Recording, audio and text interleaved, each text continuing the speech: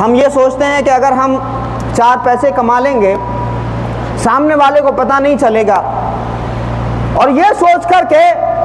ہم 5 روپے کا سودا 10 روپے میں بیچتے ہیں تو ٹھیک ہے، آپ اس سے دھاندلے بازی کر سکتے ہیں مگر اللہ کی نظر سے نہیں چھپ سکتے۔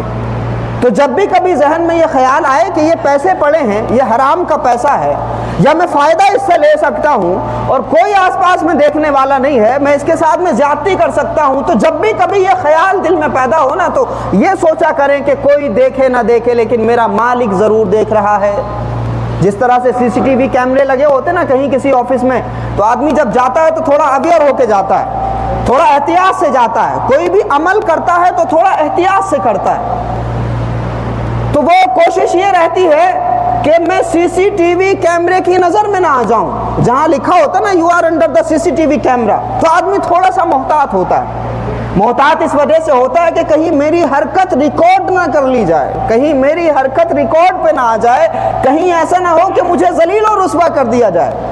تو اگر سی سی ٹی وی کیمرے کی وجہ سے آپ جرم سے بچتے ہیں کہ وہ دیکھ رہا ہے، سی سی ٹی وی کیمرے میں میرا ہر عمل دکھائی دے رہا ہے، تو لوگوں اگر تم سی سی ٹی وی کیمرہ یعنی انسان کی بنائی ہوئی ایک ٹیکنالوجی پر یقین رکھتے ہو اور غلط کام کرنے سے بچتے ہو تو یاد رکھنا چاہیے کہ سی سی ٹی وی کیمرہ بنانے والے انسان کو اس خالق و مالک نے پیدا کیا ہے جس کی شان یہ ہے اللہ لا الہ الا هو الحی القیوم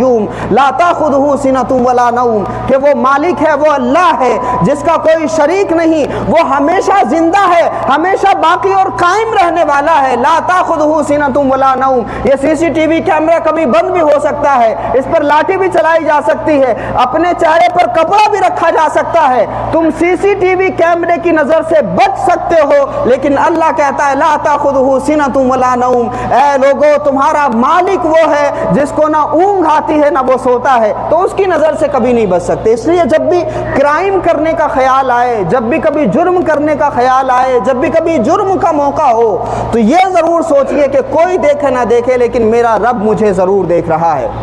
اور جب یہ خیال انسان کے دل دماغ میں مضبوط ہو جاتا ہے،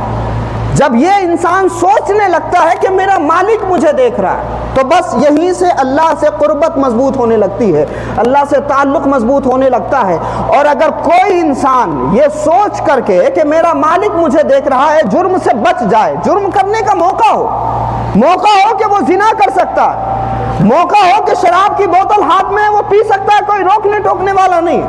موقع ہے کہ وہ جھوٹ بول کے پیسے کما سکتا ہے، موقع ہے گناہ کرنے کا، لیکن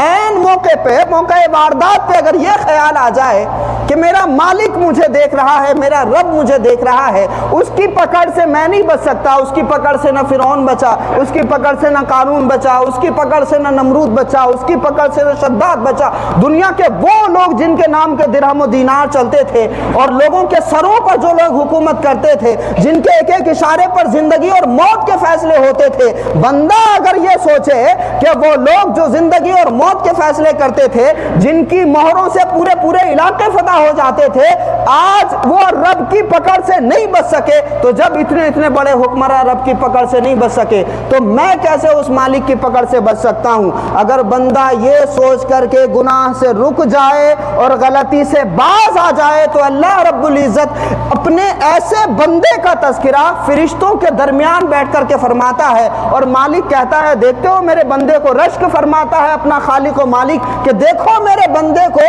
کہ اس نے صرف میری وجہ سے کہ میں اس کو دیکھ رہا ہوں، اس خیال کی وجہ سے اس نے گناہ چھوڑ دیا۔ اور جب بندہ اپنے رب کے خوف کی وجہ سے گناہ چھوڑتا ہے، غلطی کرنے سے باز آ جاتا ہے، تو اللہ رب العزت فرماتا ہے کہ میرے فرشتوں گواہ ہو جاؤ، جس طرح سے یہ غلطی سے باز آیا اور اپنے دل میں اس نے خوف رکھا، گواہ ہو جاؤ کہ میں نے بھی اس کو بخش دیا ہے اور اس کی مغفرت فرما دی۔ تو ہمیں سب کو یہ کوشش کرنا ہے کہ اپنے دل میں ایمان کو مضبوط کریں۔